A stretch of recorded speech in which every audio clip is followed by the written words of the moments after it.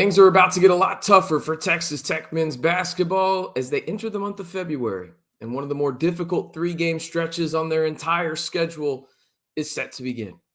They head down to number 6 Houston, a place where they've struggled, and a lot of teams have struggled. We'll preview that matchup as well as, discuss the latest quotes from Grant McCasland as he hopped on the College Sports Now podcast with Matt Norlander, and we'll also look at the latest metrics for your Red Raiders and how this is the best offense Texas Tech has had in the last quarter century. Hey, how's it going, everybody? It's RC Maxfield here for the Back to 12 podcast. If you haven't already, be sure to like the video, hit that subscribe button if you want more live interactive videos here on the channel. I've got a challenge for y'all, okay?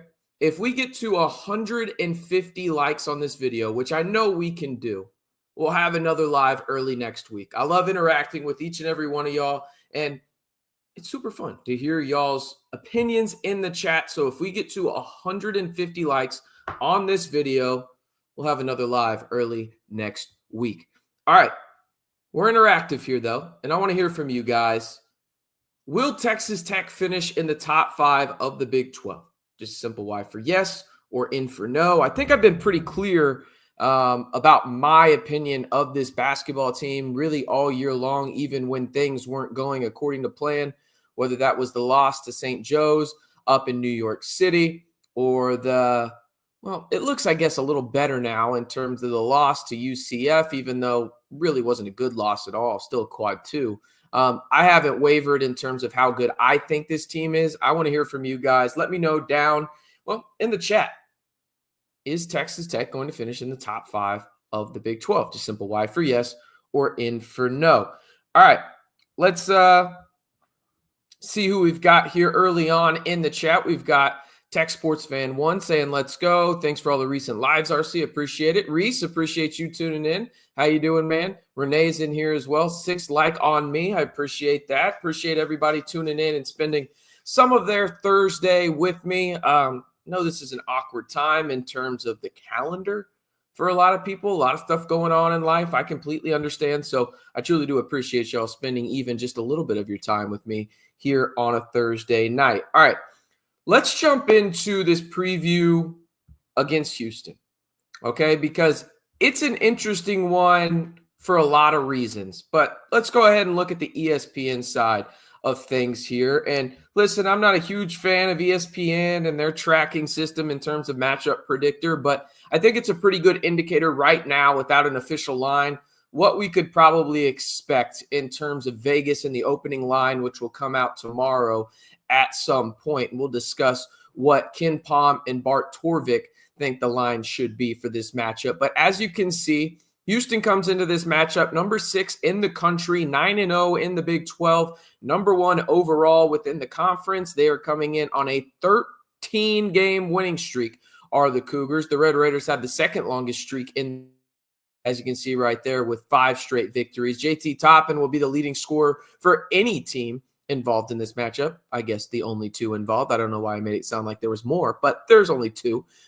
But the thing with Houston, and they continue to prove it each and every year with Kelvin Sampson, is they are absolutely relentless when it comes to the defensive side of the basketball floor.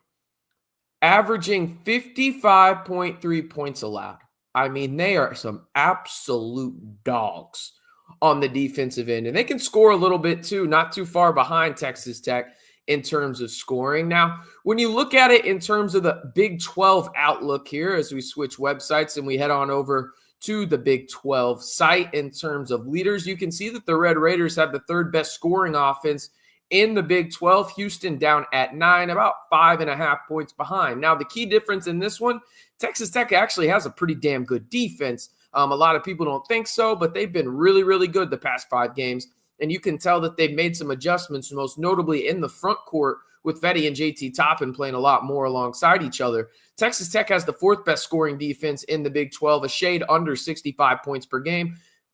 That being said, Houston allows damn near 10 less points per game on average than Texas Tech and 8 points less than the next team in the Cincinnati Bearcats. They are a really, really crazy defense. And you can go down here and see the margin in terms of their scoring offense and their defense. They come in to this matchup averaging 20.7 points more per game than they allow, right? Texas Tech, pretty damn good as well, right there at 16.8. There's a clear top four in the Big 12, in my opinion, in terms of teams, and it does not include the Kansas Jayhawks or the Baylor Bears. No, I think the clear-cut four best teams in the Big 12 right now, heading into February, are clearly Houston at 1, Iowa State at 2, Texas Tech at 3, and Arizona at 4, okay? And I get it. The margin is right there the same for BYU. BYU just doesn't have as many good wins as Arizona does, okay? And sure, I get it. The Caleb Love shot from 55 feet may,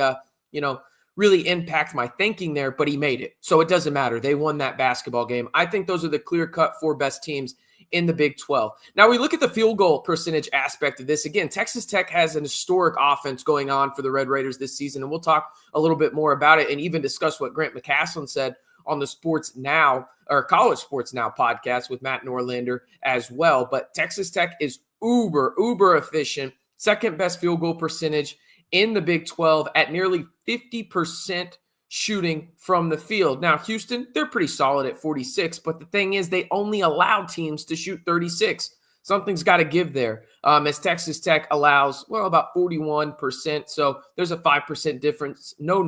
Just drastically, though, difference between what Texas Tech does normally in terms of scoring the basketball from the field and what Houston allows. We're talking about nearly 13%. Now, another interesting aspect of this, these are the two best shooting teams in the Big 12. Simple and plain. BYU's close to up there as well, Baylor as well. But when you look at the percentages and just the absolute shooters on each team, the Red Raiders and the Cougars are easily the best two shooting teams in the Big 12.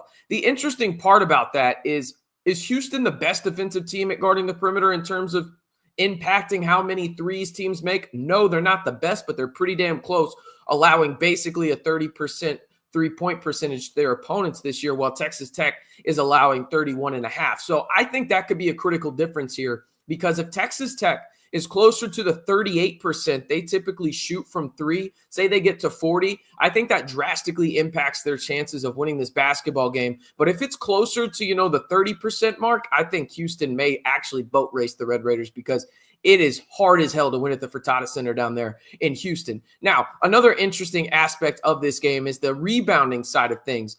Houston and Texas Tech are pretty neck and neck, honestly. But the interesting part is they're neck and neck in both of team rebounding, how they get their rebounds in terms of actual total rebounds, and how they limit the opponent's rebounding. Texas Tech is second in the Big 12 in terms of opponent rebounds per game at about 30.5, as you can see right there. Houston's not too far behind at 31.7%. The biggest thing to me, though, going down here is the offensive rebounding side of things. Houston is really good at offensive rebounds, okay? 13.2 per game. Texas Tech about 1.5 behind at 11.7. That's going to be a critical difference in this game in terms of the second chance opportunities. If Texas Tech gets a stop, they have to get a defensive rebound and get out in transition so that Houston defense doesn't get set. If they give the Cougars more opportunity at second chance points, this game could get ugly, okay? Specifically at home for the Cougars, where they just simply do not lose with Kelvin Sampson as the head coach now in the Big 12. I mean, they have been the most dominant team in the Big 12 since their arrival last year. They have been exceptional, okay? And rebounding is one of the places that they do it. Now, it's interesting from the standpoint of rebound margin.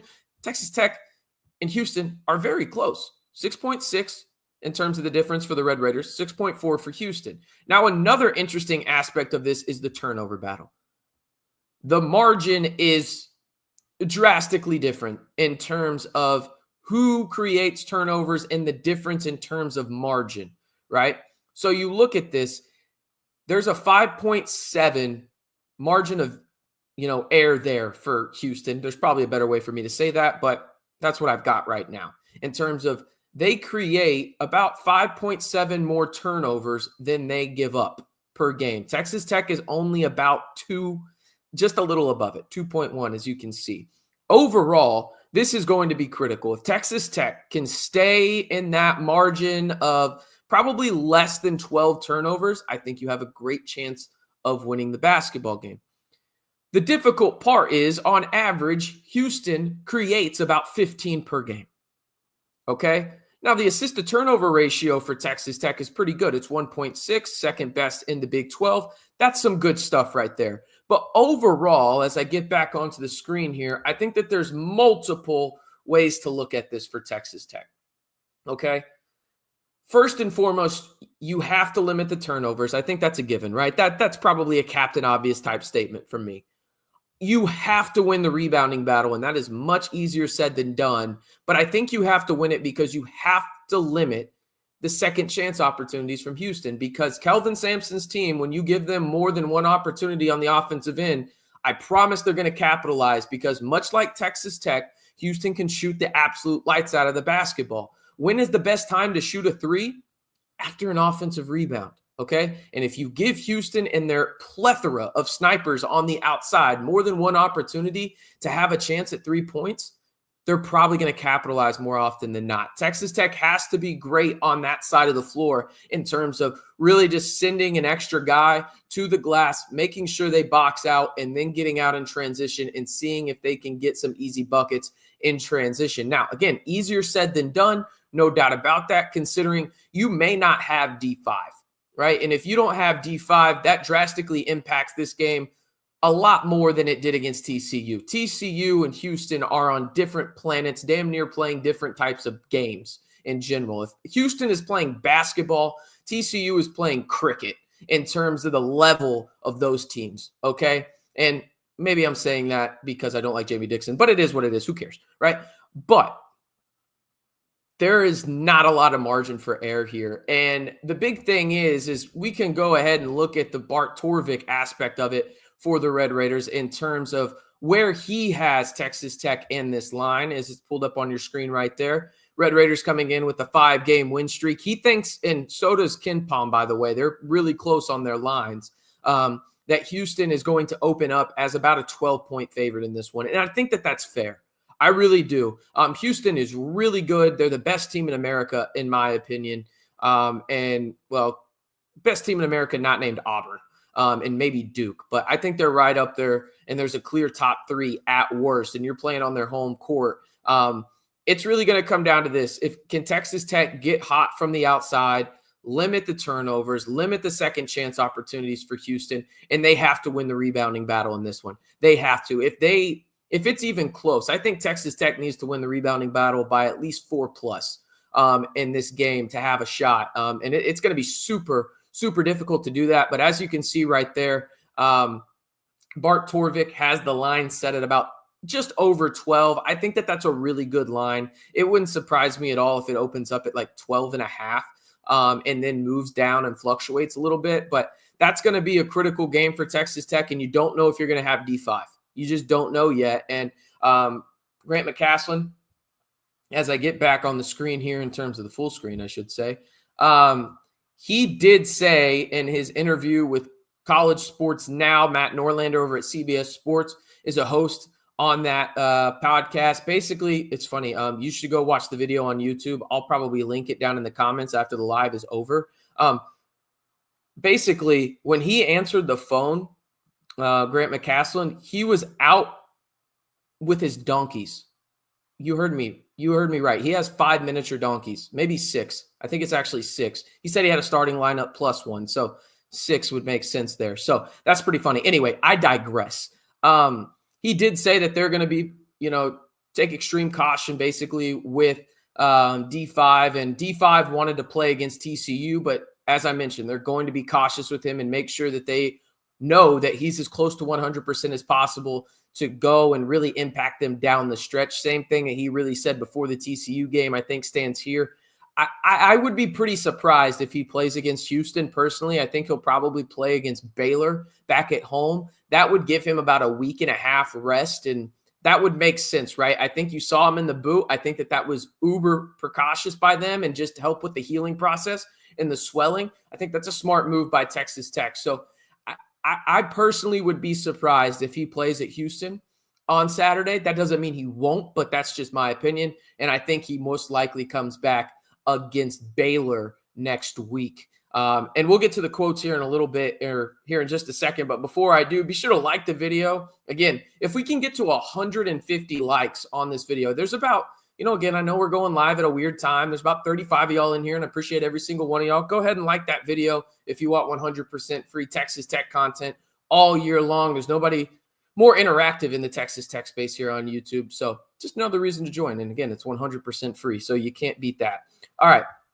Some of the quotes that stood out to me from this Grant McCasland interview with College Sports Now, the biggest thing was when they asked about, hey, Grant, what kind of stands out to you about this team? And I think it's super interesting because this answer by him really shows the difference between coaches and fans. And I don't mean that in a bad way. I just think it's interesting, the different levels of thinking there in terms of being around the program. Obviously, it's his job. He's very good at it, and a fan, right?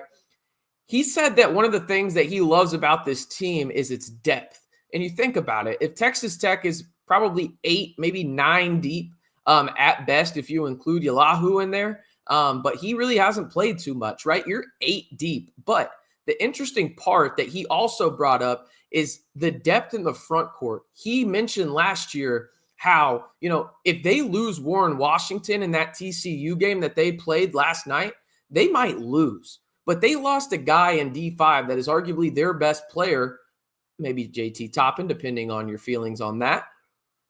But they lost him, didn't have him. And was that win pretty? No, but they still won and covered in that game. He kind of insinuated that that's something that maybe doesn't happen last year, right? This team is bought in. He mentioned multiple times how great the offense is. He's seeing the defense come together, and he keeps on mentioning how much he just loves coaching this team. And that's something that, it's obvious to a lot of people, and it's like, okay, why would he have to say that? We know that, right?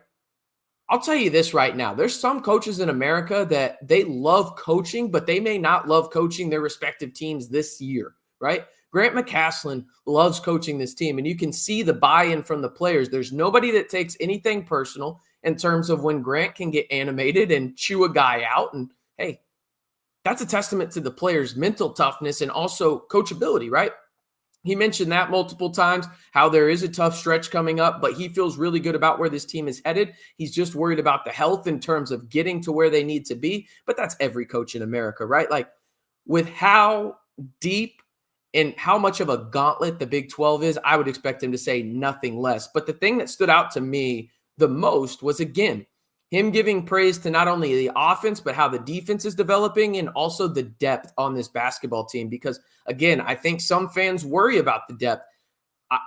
I personally don't. But, again, I might be in the minority there in the simple sense that, like, I think that Texas Tech has 8 guys that are really, really good. And you have multiple guys that can play in the front court, 3 that you trust at a high level. Kerwin Walton is showing that he's getting back on track. You got Chance McMillan. You got one of the star diaper dandies, as Dickie V calls him, and Christian Anderson. And you got a point guard that I know a lot of people are skeptical of in Elijah Hawkins and can get erratic at times. But he's one of the better point guards in the country, especially from a facilitator standpoint. And, oh, by the way, he can shoot close to 40% historically from 3. So overall, I agree with what Grant was saying. And it's going to be uber fascinating down the home stretch of the Big 12 as this Houston game on Saturday marks the 10th game in conference play for the Red Raiders, the official halfway mark. And Texas Tech could be 7-3 at worst or 8-2 in conference play if they upset number 6 Houston down in H-Town. So, I mean, I like where Texas Tech is at. I don't know if y'all agree with me on that or some of those quotes from Grant McCasland, but I really, really do like where Texas Tech is at. This 5-game stretch was imperative for them to at least win 4. They won 5, and now they're in a really good spot in the top 3, at least tied for top 3 in the Big 12 right now, heading into February in the most critical month of the calendar outside of March in terms of, like, I think a lot of coaches will tell you this. February is a trap month, right? I remember when I was out in Lubbock and I would get to have access talking to coaches on the Chris Beard staff. I know, I get it. I know that that's like saying Voldemort. I understand, but hear my story out real quick. I remember talking to staffers on those teams, and they basically said, like, the month that scares us the most on the calendar is February, because really good teams can get stuck looking ahead because they know they're in March, right? Like they know they're going to be in the NCAA tournament. They know that they're going to have a chance to potentially fulfill their goals. The issue is that they forget the moment where their feet are, right? And that's the big thing is they sometimes look ahead, and that creates, situations where you lose games where you shouldn't, right? That happens. And that's why February is known as trap month to a lot of college coaching staffs.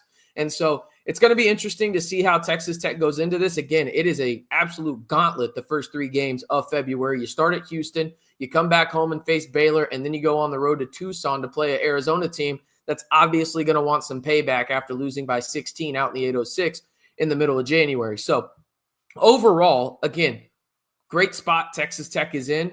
They're going to have to continue moving forward. And we'll talk about the offense here a little bit more in just a second, because Texas Tech right now, the offense that they have for this team is actually historic for this Red Raider program. And I'm not trying to throw that term around loosely. I truly can back it up here in just a second. But before I do, let me get to the chat real quick and get some water as well. Let me know where you're watching from in the chat. We've got Reese, Renee, Sneaker Man. Who else we got here in the chat? We've got Isaac as well. Ty. We've got Tex. We got Tech Sports Fan 1. Appreciate all of y'all spending some of your Thursday night with me. Again, be sure to like the video if you haven't already. Let's see here real quick as I get a drink. All right, Sneaker Man. Saying, by the way, it's Casper Sneaks, by the way. I just call him Sneaker Man. Been following me for a while. Appreciate you following along on the content, my guy. Ready for this game, hoping ticket prices drop on game day. Yeah, I saw $150. $130. Okay, yeah, I saw on ESPN it was like $153 for the cheapest ticket. I was like, what's happening here? Am I going to a Kendrick Lamar concert? Like, what the hell? Crazy type stuff. Renee says, man, that UCF game hurts right now. Also, the complete meltdown versus Iowa State. Yeah, the one that hurts more to me is the Iowa State game. You had that game won, right? And you lost it at the free throw line, a place where you're actually really freaking good. And 2 of your best guys just missed 1 out of 2 late in that game. Again, you think about it from the standpoint of Elijah Hawkins goes to the line. You're up 3. He makes 1. Or you're up 2. Instead of making 2 to go up 4, he only makes 1, goes 3, and then Chance McMillan up 1, only makes 1, and then they get that layup to force overtime. I mean, sucks, but it is what it is at that point. Reese says, we definitely have the scheme and the guys to play and compete, but Houston's X factor is their home court. They haven't lost at home in like 30-plus games, and that's a really tough environment to play. Yeah, Houston has one of the more underrated home court environments in all of college basketball. Like, I don't think it's quite Texas Tech. I don't think it's quite Allen Fieldhouse. I don't think it's quite Hilton Coliseum. But it's pretty damn close. It's probably 4th, at worst 5th in the Big 12. And that's just because the Big 12 has some of the best home court environments in all of college basketball. That is not a diss towards the Cougars at all. They have an absolutely ruckus environment down there at the Fertitta Center. But it's a tough place to play, no doubt about it. Just hope we don't drop too much in the polls. If we lose, I doubt we will drop a crazy amount. Yeah, I think if they lose, it depends on how you lose, right? Like if you lose by 30, yeah, you're probably dropping a little bit. But if you lose by like 10 to 15, I don't think so. Just knowing anybody with any kind of basketball acumen and any kind of basketball IQ knows that it's hard as hell to win at Houston. Let's see. Why is JT posting up on the right when we all know he is going to spin and shoot left? Great question. So when you think about it, if he's posting up on the right, and I'm assuming you're talking about facing the basket, okay? He gets the left hand over here. That means he can turn. That creates a little bit of more space. And that little bit of space for JT Toppin is gold with that left hand and the touch that he has. So it's one of those deals where, hey, he's going to turn in on his right shoulder, and that allows him not only to go up, but the vision to pass out to the open defender when he gets doubled. So it makes a lot of sense for him to be on the right because it allows him to use his right shoulder as leverage, hit the defender, create that little bit of space, go down with the power dribble and up, or just go straight up with the left hand. That's why he does that, Isaac. Good question. for sure. But that's why he goes to the right side so much, and they post him up on that side of the floor. Let's see. We've got David watching from Streetman, Texas. Appreciate you. Renee watching from Funky Town. Titletown, Alito. We've got Austin in the house. Good old Lubbock, Texas. Let's win down south this Saturday. And then we've got David asking, how much do we go up in the polls when we win at Houston? We are going to win. Yeah, I think if you win at Houston, you're probably a top 15 team, because gut reaction there, if you win against Houston, that is the best win in the Big 12 this year, period. It is hard to win down there. I think you make a sizable jump, not only in the AP poll, but more importantly in the net, and then Kenpom, Bart Torvik, all of those metric sites that have Texas Tech as one of the top 15 teams in the country. And for those that want some national, praise, I guess, right, for the program, I highly recommend y'all listen. And no, they're not a sponsor or anything. I just think it's a good podcast. Ion College Basketball. Matt Norlander nationally loves Texas Tech. I mean, he absolutely loves them, talks about them damn near every pod, saying that they are the most underrated team in the country that no one is talking about. He has said multiple times he just doesn't understand it. They're uber talented, and this team has second weekend potential. So some high praise from Matt Norlander, who is known sometimes, and just from some people I listen to, I'm not going to say he is this because I actually enjoy his content, more of a cynic, but it is what it is. Cordell, we've got Houston defense thrives off their methodical pace, their ability to grind games to a halt and make it physical. Kenpom shows a lot of games having less or right around 60 possessions. Yeah, and that's why Texas Tech has to get out in transition, because if you get that Houston defense to set, good fucking luck. Not pardon my language, just good luck. You know what I'm saying? Like that is a tough defense to play. And if you allow them to get set, you're just playing into their hands. And if you will play into their hands, it's a much tougher ask to win down there, specifically on the road. If you're, Texas Tech. Kerwin been playing better the last games. Hopefully we can see the same Walton we saw last year. We'll need him down the stretch. Yeah, I thought that game against TCU was the best game that Kerwin Walton has played this year.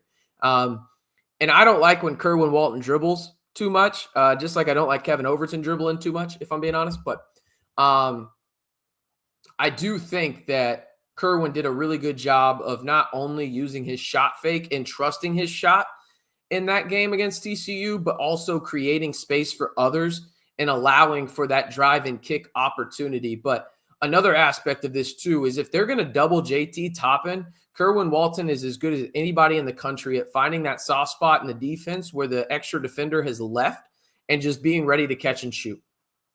That's what he's best at. And he just has to have that sniper. It's just what it is. So you're saying Tech can't throw the ball around and chuck up a three with 2 on the shot clock. Yeah, no, they can't do that. They will do that some possessions, but if they do it consistently, yeah, you will lose this game and probably lose it by a lot. David, please clean up your language. My wife is listening to you. I am good. I am not going to change a damn thing. I can promise you that. I know some people won't like it, but it's okay. It's okay. I don't care. And I think you may be joking there, David. I don't know. Maybe not. But we'll see. Reese, I'm also worried about our small team going up against Houston's big guards and forwards. Worried it'll be bully ball. That's my biggest concern, because this is the game that is the physicality of physicality. Okay, Houston is by far the most physical team in the Big 12. It's really not remotely close, in my opinion. So they're really going to have a big test on their hands as Texas Tech. But it is what it is at the end of the day from that perspective. And again, that's why you have to get out in transition. If you're Texas Tech, you have to obviously get to the boards first, right? And then you have to push out. But from that perspective, it's going to be one of those things where, especially if D5 doesn't play, that's going to be much easier said than done. Much easier said than done, because he obviously does a good job at boxing out. He may not get the rebound, but his size impacts the boards in the rebounding game for the Red Raiders. Oh, David, you're not joking. I really don't give a damn. You don't have to listen if you don't like it. It is what it is at this point, dude. I've gone over this way too many times. If you don't like cursing, I'm probably not the show for you. I think Houston is going to beat us by 30. That from Ryan. Ryan, I could see it, man. I really could. Houston is that team in the Big 12 to me that, like, I think everybody fell in love with Iowa State early on, and it's like, cool, and Iowa State's a really good team. Houston just, was just chilling in the background. It's like, all right, we'll show you. We'll show you how good we are. This may be one of the best teams that Kelvin Sampson has ever had, and they just lost Jamal Shead, arguably the best point guard that he has had in his coaching career, right? And that's saying something considering Kelvin Sampson is one of the greatest college coaches of all time. Houston has every opportunity to beat Tech by 30, and you're going to know pretty quickly, I think, Ryan. I don't think it'll get to 30. I think that's a little bit of a stretch, but I could definitely see Texas Tech losing by 20 points, just from the standpoint of what Renee brought up earlier. If Texas Tech throws the ball around and chucks up a 3 with 2 seconds left and just plays, hopefully this goes in ball, good luck. Good luck. You're going to get boat raced on the road in a very difficult environment to win in. 30 seems like a lot, but I could definitely see 20. There's no doubt about it in that regard. All right. Again, appreciate y'all tuning in. We'll get to the metrics here in just a second in terms of where Texas Tech is leading up to this matchup against Houston, a team that is a metrics darling and also arguably the best team in the country, not named Auburn, but going to get a quick swig real quick. Appreciate y'all tuning in. Also, I talked about it last night in the post game for those that weren't watching. I'm going to my first rodeo on Saturday.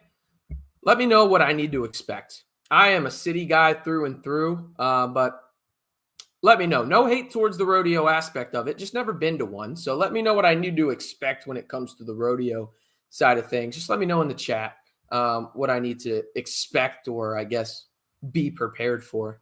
All right. So we've looked at Bart Torvik, right? Now we'll switch on over to Kenpom and the net.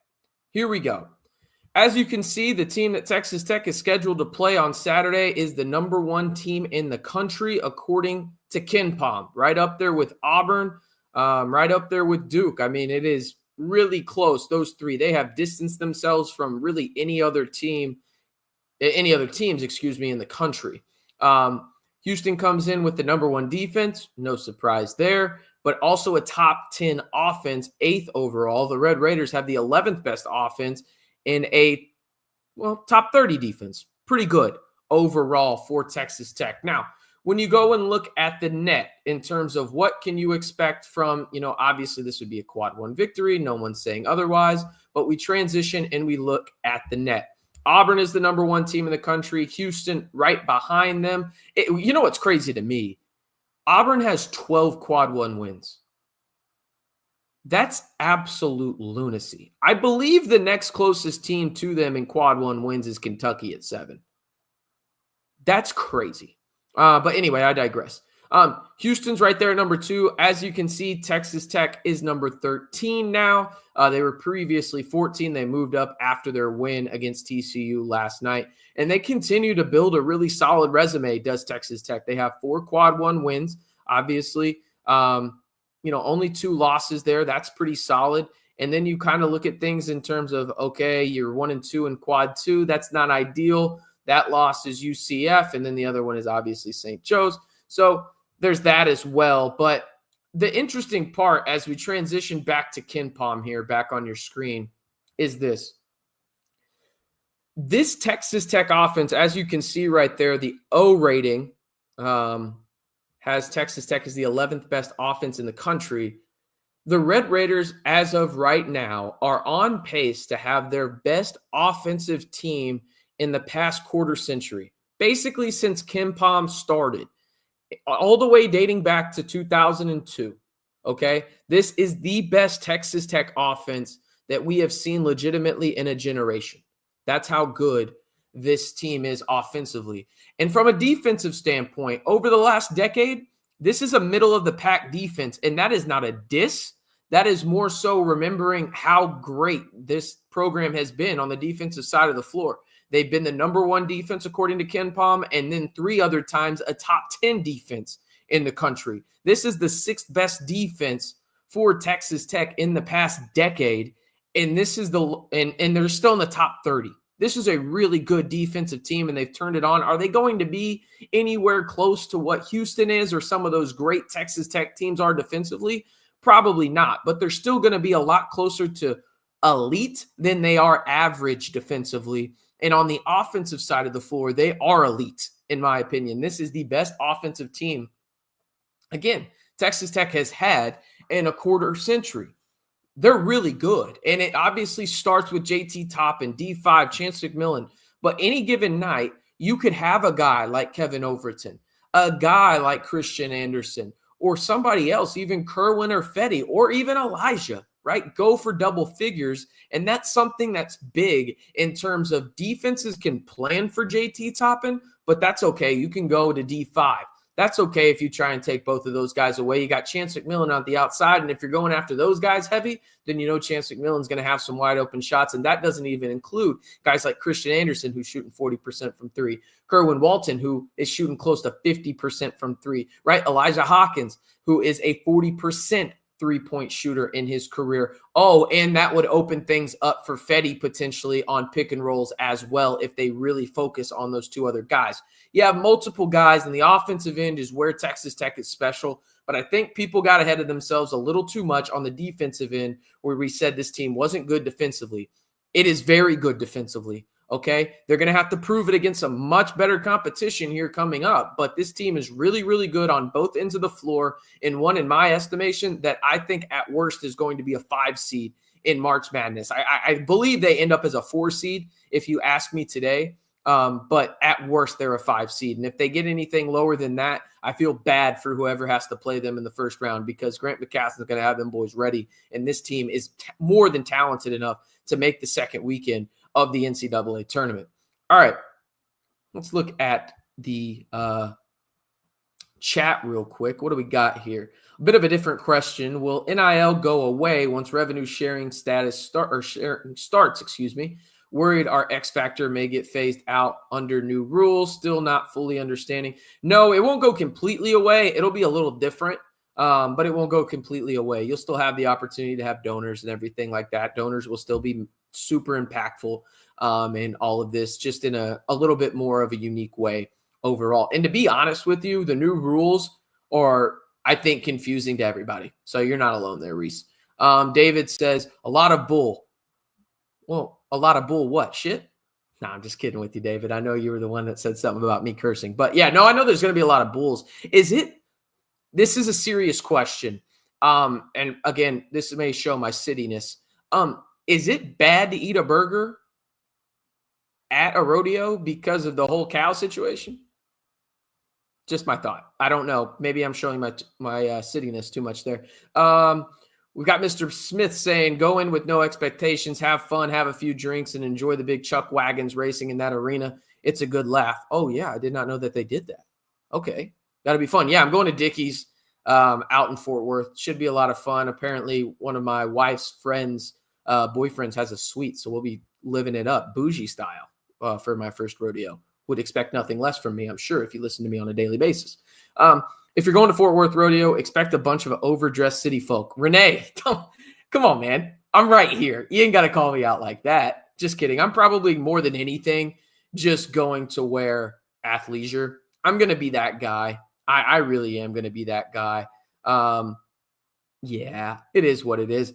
Devontae, I'll get to your question here in a second about Blanche. Rodeos are boring for me, but I can drink beer pretty much anywhere. Same. Rodeos are awesome. I never watch them, though. I just drink and get into fights. Well, I will do one of those things, and it's not the latter, because look at me. I'm 5'9", $170. That's not a good idea for this face. Just not a good idea. We have chickens and cows in the backyard I love to grill out. Okay, there you go. Yep. Okay. This is an interesting question, though. I think a lot of people, this is a basketball obviously live, but I think a lot of people are talking about Blanche and him potentially leaving for Notre Dame. I haven't seen anything confirmed yet, but a lot of people have to remember the standpoint of this is not the first time that Notre Dame has gone after Blanche. He said no to them last season. He also said no to USC as well. So it's going to be one of those things where if it's a money thing, I'm not too worried about it. If it's a program pedigree type thing, obviously this is not a diss to Texas Tech. I am a Texas Tech fan, an alumni, but there's levels to this in terms of Notre Dame and Texas Tech historically, considering, well, hey, one of them just played the national title game, right? I've heard the argument from multiple people that it's only down from there for Notre Dame in terms of he would be stepping in from the standpoint of, oh, they played the national title game. The expectation would be national title, right? Okay. Like, that's fine. But also, you have to think about the other side of the coin, right?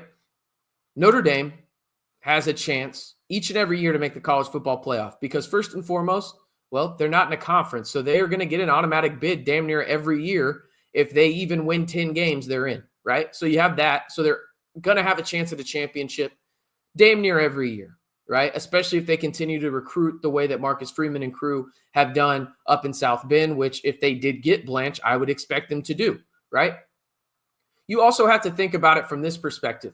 What happens if Blanche does go there and Notre Dame does win a national title? I'm not saying that they will, right? But also if he continues to have that level of success at Notre Dame, what does this do in terms of propelling him to maybe another venture, right? In terms of maybe the NFL, right? Or whatever his dream scenario is, right? Notre Dame is one of the biggest names in all of college athletics. The Golden Domers reign far and wide in terms of notoriety. And it's one of those schools where it's like, okay, obviously I'd be disappointed if he left because he has done amazing things for Texas Tech. And he was literally the first hire for Joey McGuire in his era at Texas Tech.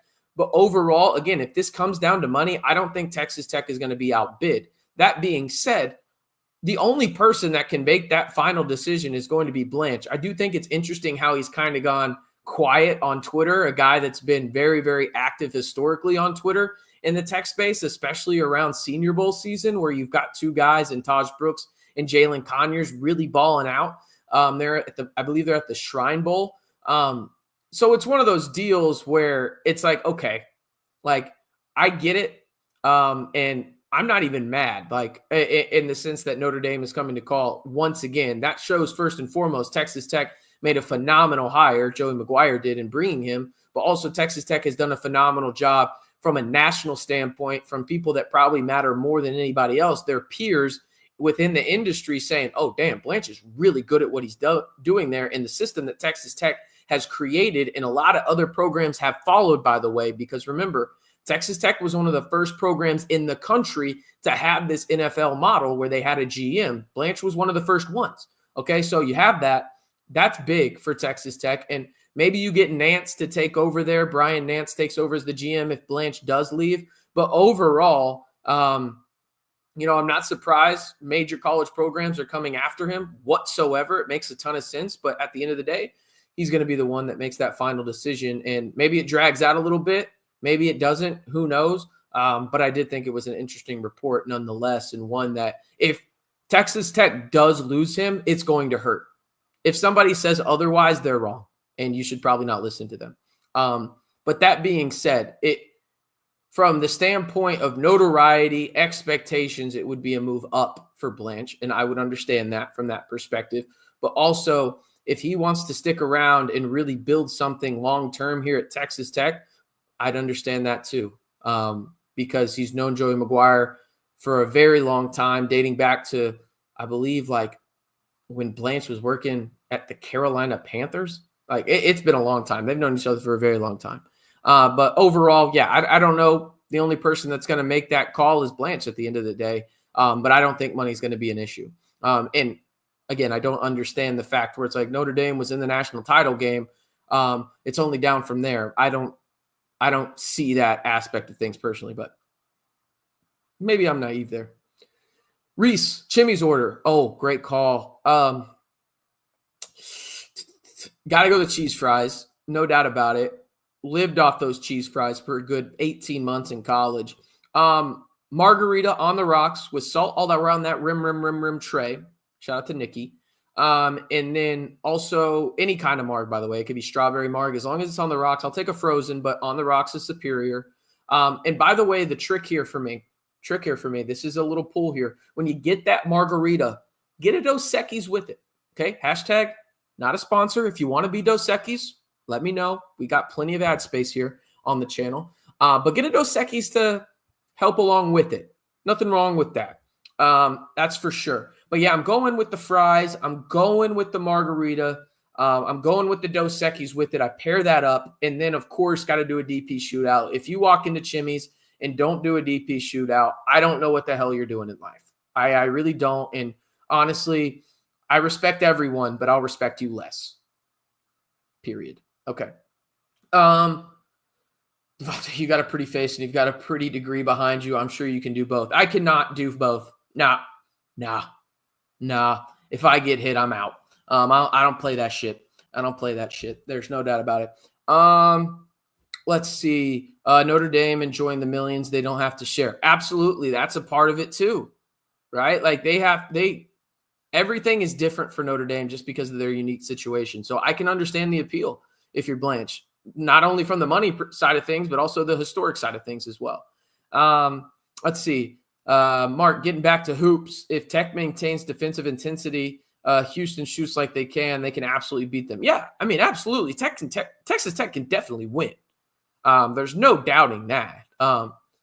But their margin for error is razor thin, I think. And that's not any indication on how I feel about Texas Tech and how good of a team they are. It's more so how impressed I am with Houston and them playing on their home floor. They're a really damn good basketball team. And I think clearly a top 3 team in the country and easily the favorites to win the Big 12 right now. I think it's Auburn, Duke, and Houston as the 3 favorites to cut down the nets down in San Antonio. And you're going to play one of those teams that I think that way or feel that way about at their home arena while they're on a 13-game winning streak. And they just allowed their last home game, I believe, maybe not their last home game, but one of their last home games, Houston to score 36 total points in a 40-minute game. They're really good. Or Utah scored 36 points in a 40-minute game. And again, Texas Tech is way better than Utah, but that just shows you how great they are as a defensive team and how great they are on their home floor overall. RC, do you like Torchies? Hell yeah, make it trashy, bro. Got to get that trailer park. Got to get 3 of them. And speaking of a Dos Equis, hashtag not a sponsor, but you should be Dos Equis. Got to get a Dos Equis with it as well. Have you tried the new Matador Margit Chimneys? I haven't. I'm just a tried and true kind of guy. Give me a margarita on the rocks with salt all around that rim tray. And I'm good to go. I'm a happy guy. I'm not difficult here, fellas. I'm not difficult when it comes to that stuff. Easy peasy type stuff for me. And yeah, love me some good chimneys. I didn't even think about that. I might have to go out to the Fort Worth Chimneys on Saturday. We'll see what the wife thinks about that. I'm sure she'll be down. She's a Red Raider as well. She can't hate on that. I think it's sacrilege if you say no to Chimneys, right? If you're a Red Raider. If you say no to going to Chimneys as a Red Raider, you lose your degree. That's like in the bylaws and like the fine print back there, right? I don't know. I haven't read it. But maybe it is. I don't know. Torchies is overpriced. Chris, 100%. But you can't tell me that the tacos aren't good. Again, hashtag not a sponsor. As I've aged, I've become more of a Chilton guy. That from Renee. I mean, Chiltons are great too. Yeah. I mean, I'm not a picky individual when it comes down to it at the end of the day. I'm really not. Chris, they all right. Come on, man. You getting them trashy? Those trashy tacos are pretty damn good, brother. Yeah, they do have great queso too, Reese. Great. I did not realize this was about to turn into a food podcast or live, but here we are. Again, razor thin margin for error for Texas Tech against Houston, but they do have a chance to win the game. I believe that the line will open up around anywhere between 12 and 14 at the end of the day. We'll see what happens there, but Texas Tech with their biggest test of the year yet, since this game is on the road down at number 6 Houston, a team that is ranked higher than that in every metric, including the net, and Kenpom, where they are number 1 in the net, and then number 1 on Kenpom. Actually flip that, number 1 on Kenpom, and then number 2 on the net. So there you go. But I'm going to wrap it up there. Appreciate y'all tuning in. Again, if you haven't already, be sure to like the video. It goes a long way in terms of supporting the channel. If you stuck around this long, I hope you enjoyed the content. Maybe a little bit more food talk later on. I don't know. but we'll see. But again, if you enjoy 100% authentic and 100% free Texas Tech basketball or football content all year round, all you got to do to join the largest group of Texas Tech fans on YouTube and the most interactive. Y'all can see the chat. Y'all know what's up from that perspective. All you got to do is 3 simple steps. Like the video, hit that subscribe button, and turn on that notification bell to join the Back to 12 squad today. And as always, stay safe and Wreck 'em Tech.